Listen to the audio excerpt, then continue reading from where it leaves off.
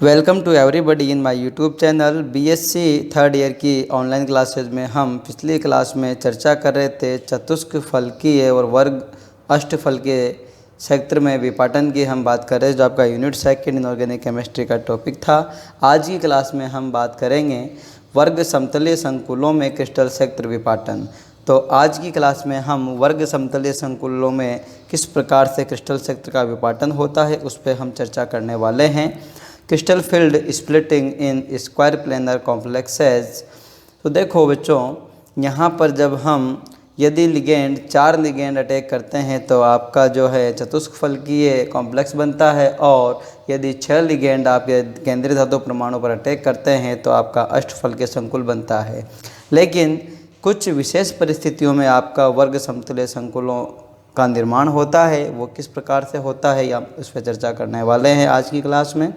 जब केंद्रीय धातु परमाणु का इलेक्ट्रॉनिक विन्यास D8 होता है तथा आक्रमणकारी लिगेंड प्रबल प्रकृति के होते हैं तो अष्टफलकीय क्षेत्र में विपाटन वर्ग समतलीय विपाटन में परिवर्तित हो जाता है। इसका मुख्य कारण जो है उस पर हम चर्चा करेंगे। तो इसका मुख्य कारण एजी कक्षकों में उपस्थित 2 अयुग्मित इलेक्ट्रॉन होते हैं। इसका मुख्य कारण ईजी कक्षकों में उपस्थित 2 अयुग्मित इलेक्ट्रॉन होते हैं। ईजी कक्षक आपके dx² y² एंड dz² होता है।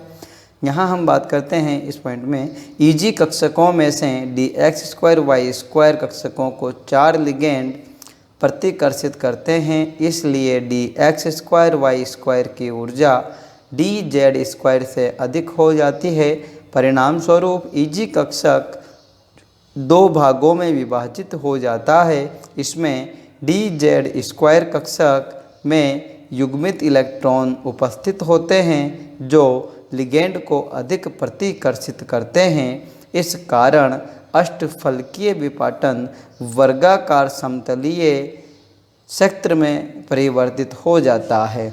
देखो, जहाँ पर आपका D8 कॉन्फ़िगरेशन यदि है किसी केंद्रीय धातु परमाणु का, तो वहाँ भी प्रयास जो है अष्टफलकीय क्षेत्र में विपाटन का होता है प्रयास तो, लेकिन वहाँ पर वापस से ईजी कक्षकों की पुनः स्प्लिटिंग होती है और ईजी कक्षक 2 भागों में बढ़ता है, जिसमें dx² y² एंड z² होता है, और dz² में दोनों अयुग्मित इलेक्ट्रॉन जो होते हैं आपके ईजी कक्षकों में, वो दोनों इलेक्ट्रॉन dz² में आकर युग्मित हो जाते हैं, और युग्मन होने के कारण यहाँ पर जो लिगेंड आता है वो अधिक प्रतिकर्षण का जो है अनुभव करता है। इस कारण से अष्टफलकीय विपाटन आपका वर्गाकार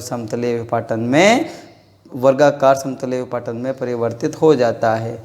यहाँ ऑर्बिटल प्रेजेंटेशन हम इसका देखते हैं। देखो, ये आपका तीनों एक्सिस, ये आपकी x, ये y, ये z।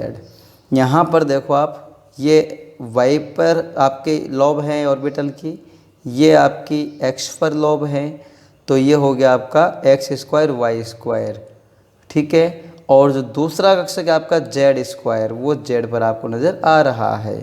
तो देखो यहाँ पर ये कक्षक है आपका, चित्र जो दिखा रखा है मैंने dz² एंड dx² y² कक्षक का। आप चाहो तो इसे बुक से भी नोट कर सकते हो। बुक में आपको पेज नंबर 33 पे मिलेगा, जो डॉक्टर पी भागचंदानी वाली बुक है। आप डायग्राम वहाँ से भी देख सकते हैं।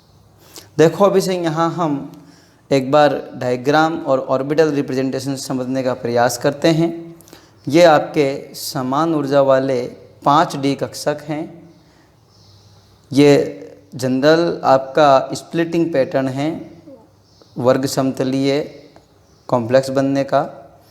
इसमें इनकी जो ऊर्जा होती है वो थोड़ी सी अधिक हो जाती है जब लिगेंड का अटैक होता है, और उस कंडीशन में देखें आप यहाँ पर इनकी स्प्लिटिंग होती है अष्टफलकीय क्षेत्र के अनुसार, वो होती है आपकी T2G और EG में।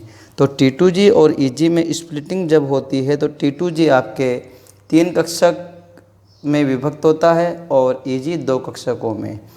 इसमें कौन कौन से कक्षक आते हैं आपके dxy, dyz एंड dzx।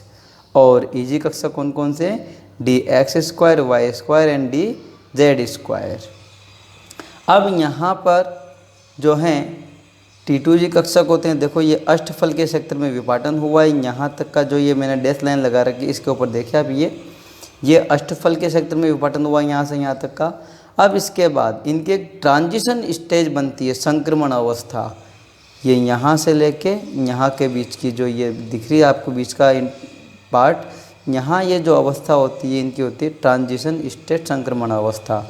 यहाँ पर जो आपके T2G कक्षक होते हैं, ये T2G कक्षक आपके और डाउन फेज पे चले जाते हैं, जिसमें dyz एंड dxz, और एक कक्षक आपका dxy औसत ऊर्जा से ऊपर चला जाता है। इनकी पुनः स्प्लिटिंग होती है। अब इसी प्रकार से यहाँ पर वर्ग समतलीय में आपकी जो है ईजी कक्षकों की स्प्लिटिंग होती है। इसमें dx² y² हायर एनर्जी पे चला जाता है और dz² लोअर एनर्जी पे चला जाता है। तो dz² की जो एनर्जी है वो इसके dxy से भी कम हो जाती है। अब यहाँ पर आपने अष्टफलकी में देखा कि इनके बीच की जो ऊर्जा, औसत ऊर्जा है, वो डेल ओ से हम प्रदर्शित करते हैं, और ईजी कक्षक में जाने वाला इलेक्ट्रॉन प्लस 0.6 डेल ओ एनर्जी का अवशोषण करेगा, जबकि T2G में जाने वाला प्रत्येक इलेक्ट्रॉन माइनस 0.4 डेल ओ ऊर्जा का उत्सर्जन करेगा। ये हुई जनरल इनमें स्प्लिटिंग की बात। यह डायग्राम है आपका अष्टफलकीय क्षेत्र से वर्ग समतले संकुल बनने में क्रिस्टल क्षेत्र विपाटन। यहाँ से आपसे क्वेश्चन पूछा जाता है। ये डायग्राम यदि आपको समझ में आ गया है तो अब हम इसे एक उदाहरण की सहायता से समझते हैं जो D8 कॉन्फ़िगरेशन आपका रखता है। देखो एक उदाहरण हमने लिया है, यहाँ पर उदाहरण है आपका NiCN4 2- टेट्रासाइनो निकल आयन। यहाँ पर केंद्रीय धातु परमाणु कौन है आपका, वो है निकल, और निकल का जो है परमाणु क्रमांक वो होता है 28। ठीक है, अब इसका जो इलेक्ट्रॉनिक विन्यास हम लिखते हैं बेटा वो है 3d8 4s2। ये इसका सामान्य इलेक्ट्रॉनिक विन्यास है। अब यहाँ हम पहले इसकी बात कर लेते हैं। इसका जब ऑक्सीडेशन नंबर हम निकालते हैं निकल का, तो वो निकल कर आता है, यहाँ पर इसको x मान लेंगे, -4 = -2। जब ये -4 इधर जाएगा तो +4 हो जाएगा, और +4 में से माइनस का 2 जाएगा तो बचेगा आपका +2। तो यहाँ पर निकल का ऑक्सीडेशन नंबर कितना निकल के आ गया आपका +2। अब +2 आने का मतलब है इसने अपने 2 इलेक्ट्रॉन खोए हैं, और 2 इलेक्ट्रॉन यहाँ S में से निकलेंगे 4s2 से निकल के, तो Ni+2 बन गया आपका आर्गन 3d8 4s0। ये आपको निकालना आना चाहिए। ये सिंपल से आपकी जो है जानकारी है, ये आपको बेहद ज़रूरी है, बेहद काम आने वाली है। अब यहाँ पर D8 विन्यास बचा, तो ये आपका जो है देखिए आप यहाँ पर ये आपका D8 कॉन्फ़िगरेशन। अब D8 में देखो सब में पहले एक एक इलेक्ट्रॉन भरा गया, फिर पेयरिंग शुरू हुई, तो यहाँ पर ये इस प्रकार से 8 इलेक्ट्रॉन हमने D में भर दिए। इनकी स्प्लिटिंग होगी T2G और EG में। तो T2G में कितने इलेक्ट्रॉन चले गए आपके 6 इलेक्ट्रॉन, और EG में चले गए 2 इलेक्ट्रॉन। चाहे यहाँ पर लिगेंड आपका प्रबल हो या दुर्बल हो, उस परिस्थिति में हमेशा T2G में 6 इलेक्ट्रॉन भरे जाएंगे और EG में 2 इलेक्ट्रॉन भरे जाएंगे। अब यहाँ पर पुनः EG कक्षकों की स्प्लिटिंग होती है जो dx² y² एंड dz² हैं। ये dz² की ऊर्जा जो है dx² y² इनकी EG कक्षकों की औसत ऊर्जा से कम चली जाती है और इसकी ऊर्जा बढ़ जाती है। तो यहाँ पर ये 2 इलेक्ट्रॉन इसमें दोनों अयुग्मित हैं, लेकिन जब यह पुनः वितरण होगा इनका, तो इलेक्ट्रॉन कहाँ जाएंगे पहले, जिसकी ऊर्जा कम है। तो यहाँ पर हम देख रहे हैं कि देखो ये डैश लाइन से मैं इसको दिखा देता हूँ। ये इसकी औसत ऊर्जा से देखो ये नीचे जा रहा है, तो यहाँ पर ये जो इलेक्ट्रॉन हैं इसके वो दोनों इलेक्ट्रॉन dz² में भरे जाएंगे। और जब dz² में दोनों इलेक्ट्रॉन भरे जाएंगे और लिगेंड इस पर आक्रमण करेगा तो यहाँ पर प्रतिकर्षण ज़्यादा होगा, और प्रतिकर्षण ज़्यादा होने के कारण यहाँ अष्टफलकीय विपाटन न होकर आपका जो है वर्गाकार समतलीय कॉम्प्लेक्स का निर्माण होता है। तो यहाँ से बहुत ही महत्वपूर्ण क्वेश्चन आपसे पूछा जाता है, ये आपको याद होना चाहिए। तो ये एग्जाम्पल आपको कंप्लीट समझाना है। जब आपसे क्वेश्चन ये एग्जाम में पूछा जाए 5 नंबर का क्वेश्चन यहाँ से पुटअप होता है।